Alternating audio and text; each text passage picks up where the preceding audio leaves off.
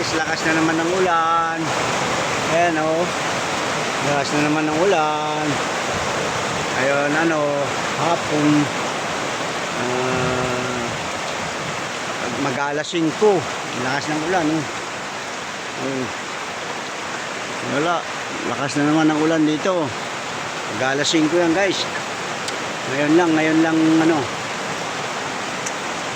ikumpisa yung ulan. Lakas na naman ang ulan. Tumutulo tong balkon ko. Wala pang bubong. Mga manok ko, ang dami ayan meron pa doon 10 bagong pitas nandoon sa poultry. Bagong pisa sila 10. Ayan lakas ng ulan guys.